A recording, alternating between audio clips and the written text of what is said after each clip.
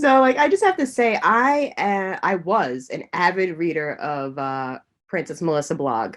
Love a good pop culture moment. Oh my gosh, thank you so much. That's one of the weirder things that's come out of this is like realizing how many people read that blog because I think that blog came out around a time before blogs were blogs. So when I Yeah. was writing it, it was called weblog. I didn't know it was called weblogging and then shortened to blog until like I was already so deep into it. So thank you so much. That's so wild that people read that thing for real before I could, I think the whole thing about the year 2000 altogether was that we were kind of on the precipice of the whole world changing with the internet and reality TV growing as a true genre. So the same like notion of close but no cigar applies to my blog too. Yeah, you're a pioneer doing the Tumblr thing before anyone else. Wow. Yeah, that's also true.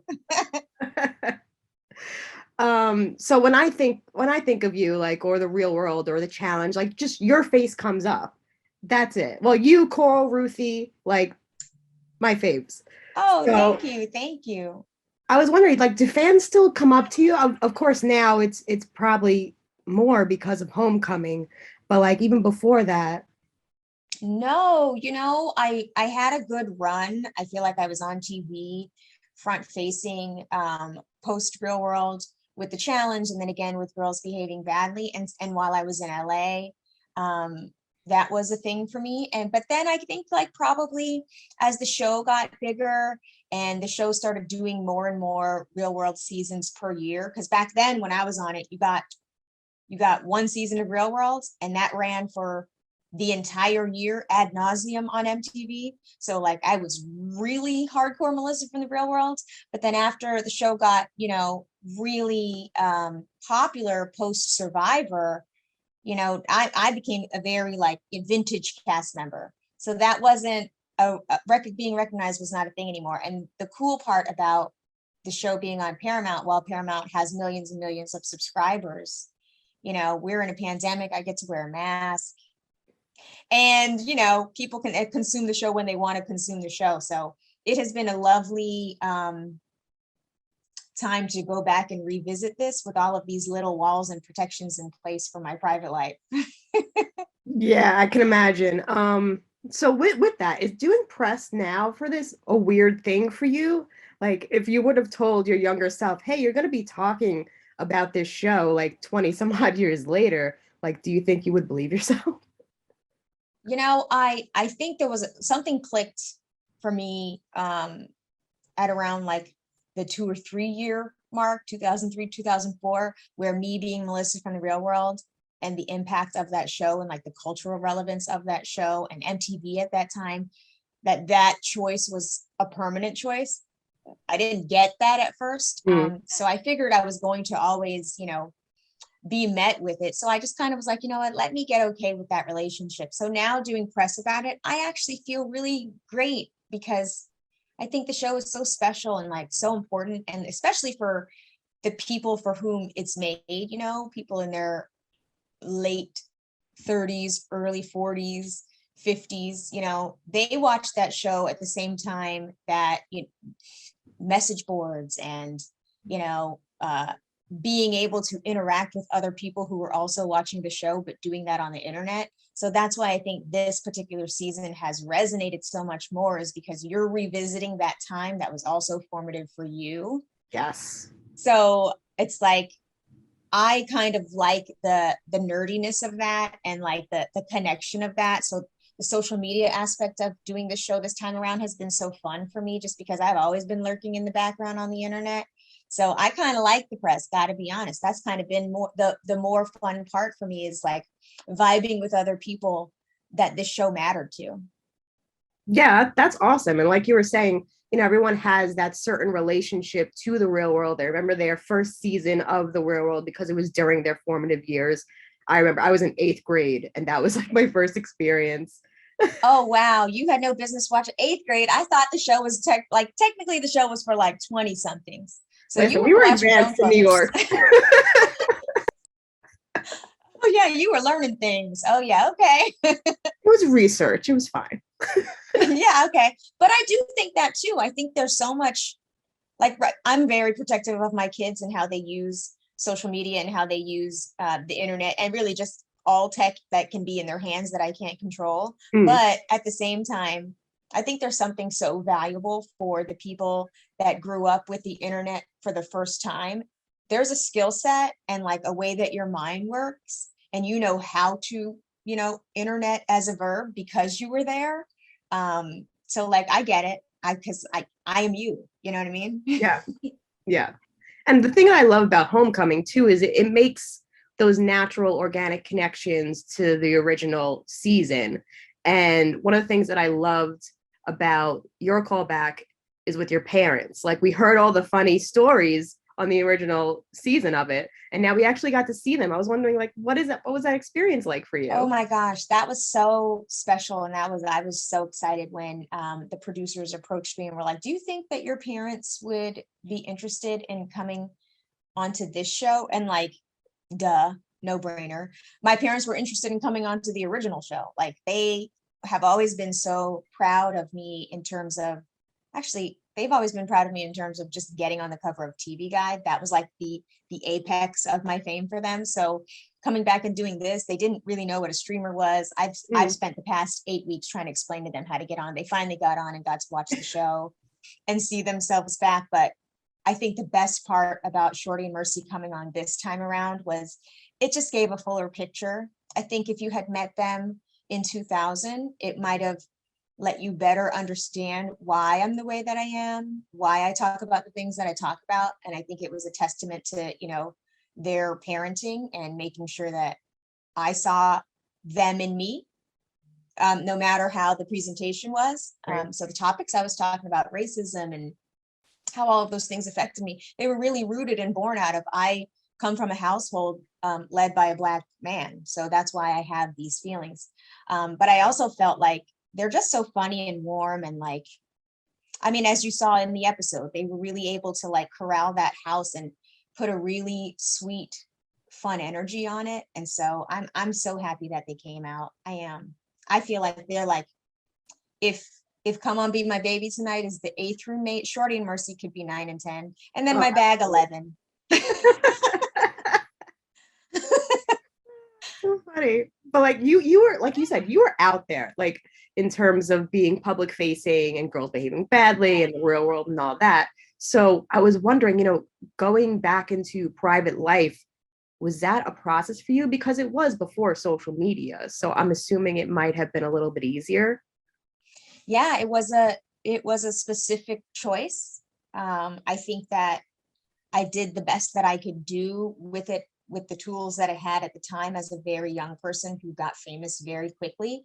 Um, before I could monetize myself. So it wasn't like a thing where you get famous and now you have access to the things and you can go live this full life. It was you get famous and you kind of don't know what to do.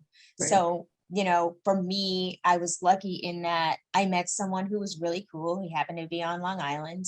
And I was also turning that corner in life where, I was wanting to have kids. I was wanting to settle down. I was wanting, to do therapy and work on myself. So stepping away from it wasn't that hard, especially because I had a support system in place.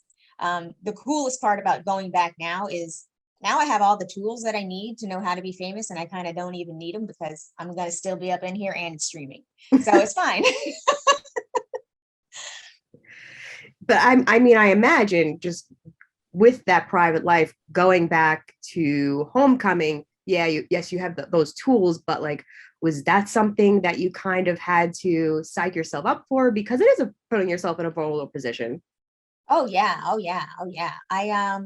From the time that they initially called us to gauge our interest, all the way up and through, sitting outside and waiting for them to, say Mm-hmm. go. It was it was a I would say it was fascinating.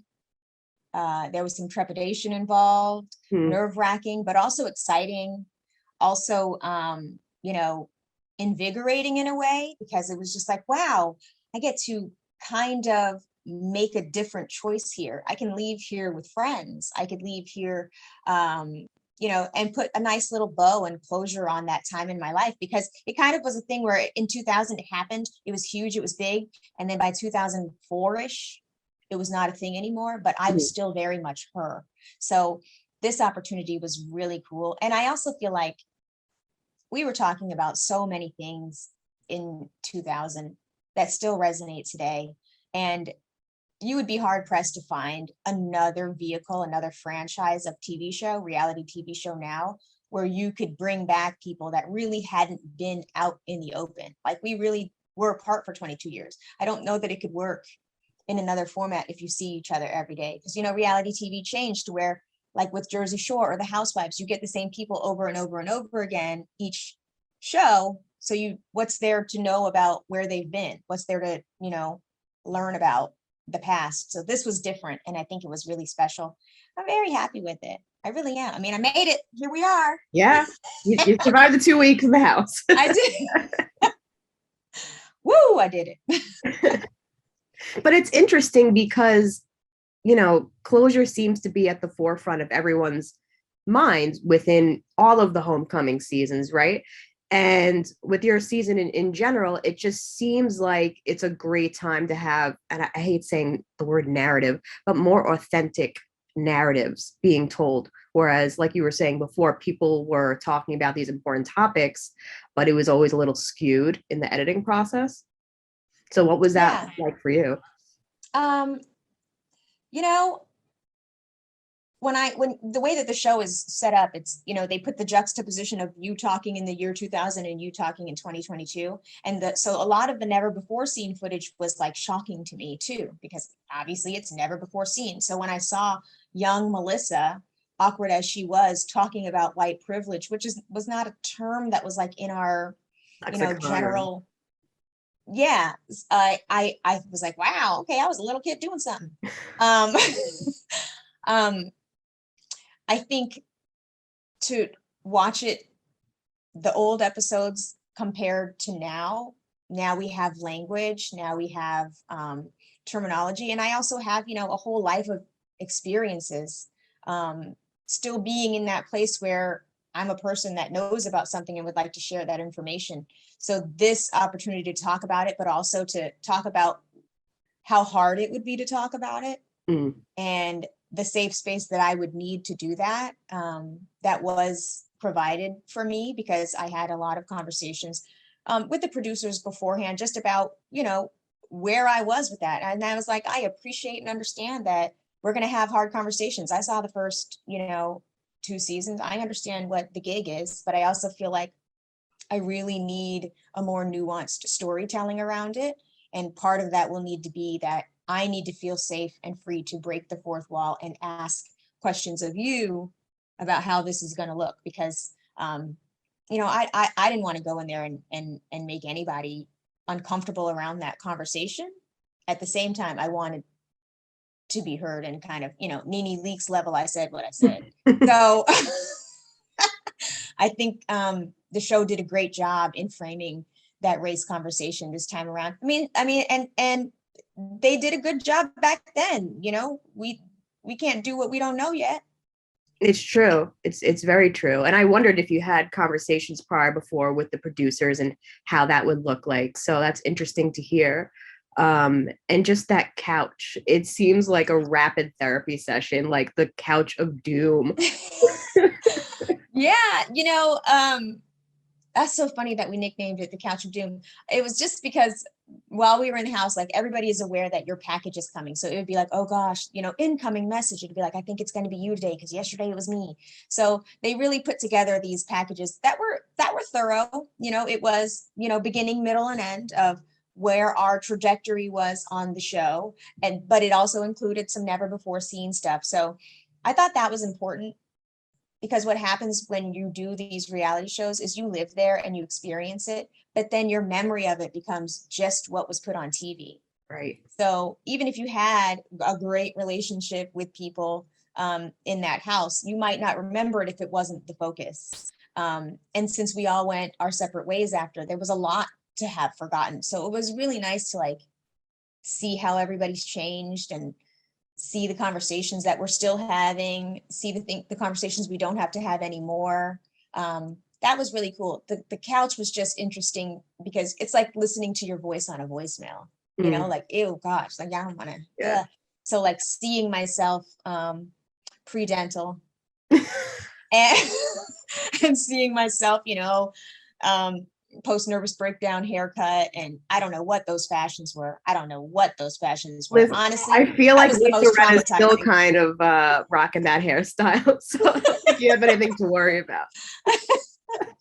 Oh yeah, she is. Um, I it was probably seeing old pictures of myself was more traumatic than anything else in the house. But the positive note is that you have this awesome friendship with Kelly, which was so great to see. Yes. Yes, I had such a lovely time just doing like, our fuddy-duddy grown folk stuff. Just like, okay, well, I'm getting in the sink here to do my skincare. What time do you think you need space in here? I mean, just like, she has a way that she has her coffee in the morning, and I started adopting that. She slices fresh fruit in the morning. I was like, okay, I'll do that. She goes on her nice little walks and communes with nature.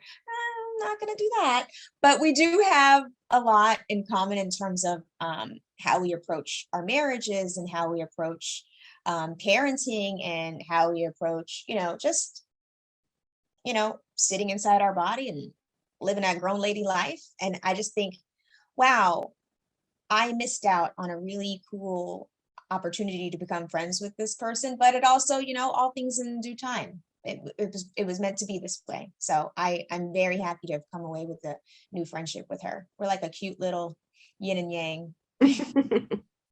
Well, this was so nice to get to speak with you. Before I let you go, what is next? Is it more like getting back to your private life, or is it like, no, I have a GIF now, I have a podcast, like here I am, world, let's re-enter. Yeah, I feel like this time around I have a much better business acumen. I do have a podcast. It's called Imperfect Strangers, and it's been doing great with it, just organic growth. It's really me getting to know a stranger, so it's something that I'm good at. Um, and I've been focused this whole time. I never stopped writing, so we're making waves with that. So hopefully you'll get to have that somehow in your hand, which would be really nice. Not an ISBN code for Melissa Beck. Um, and we'll see where it goes. I'm very open to wherever this takes me. And at the same time, I had a wonderful, beautiful private life before this, and I'm very open to walking back into that too, because I love to stay inside. You know me. So thank you so much, Nikki.